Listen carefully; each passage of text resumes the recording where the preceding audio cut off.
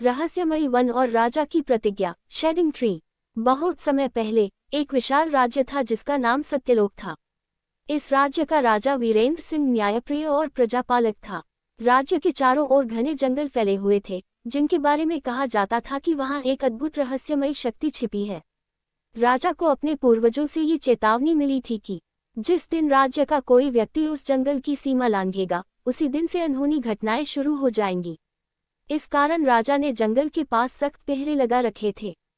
Crescent moon. एक रात की घटना। एक रात गांव का एक लकड़हारा चोरी छिपे उस जंगल में चला गया। उसने वहां एक चमकता हुआ रत्न देखा। जैसे ही उसने उसे उठाया, जंगल में अजीब आवाजें गूंजने लगी, पेड़ हिलने लगे, हवाएं तेज हो गई। डर के मारे लकड़हारा भागा, लेकिन जंगल की छाया उसके साथ साथ घर तक आ गई। अगले दिन गांव में अजीब घटनाएं होने लगी। कुओं का पानी अचानक गायब हो गया। पशु पक्षी बिना कारण चीखने लगे। रात में गांव के आसमान में नीली रोशनी दिखाई देने लगी। क्राउन। राजा की प्रतिज्ञा। राजा ने अपने सैनिकों से पूछा तो पता चला कि लकड़हारा जंगल से रत्न लाया है। राजा ने तुरंत उसे वापस जंगल में रखने का आदेश दिया, लेकिन लकड़हारा डर के मारे वहां नहीं गया। तब राजा ने स्वयं जंगल में जाने की ठानी। उस रात राजा अपने घोड़े पर बैठकर जंगल में प्रवेश कर गया। जैसे जैसे वह आगे बढ़ा, वातावरण और भी डरावना होता गया। अचानक सामने एक वृद्ध साधु प्रकट हुए।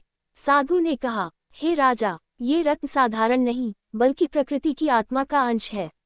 जो इसे छुएगा वह अभिशापित हो जाएगा, लेकिन यदि तुम सच्चे मन से इसकी रक्षा करोगे तो तुम्हारे राज्य को अमर आशीर्वाद मिलेगा।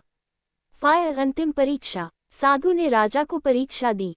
राजा को रत्न को लेकर जंगल के सबसे गहरे हिस्से में स्थित अग्निकुंड में रखना था। वहां पहुंचते ही भयंकर तूफान उठने लगा, लेकिन राजा ने हिम्मत नहीं हारी और रत्न को अग्निकुंड में डाल दिया। तुरंत जंगल शांत हो गया, आसमान में सुनहरी रोशनी फैल गई। साधु ने मुस्कुराते हुए कहा, राजा वीरेंद्र सिंह, तुम्हारी बहादुरी और सच्चाई ने प्रकृति का संतुलन बचा लिया। तुम्हारा राज्य सदैव सुरक्षित रहेगा। सनराइज। राज्य में शांति।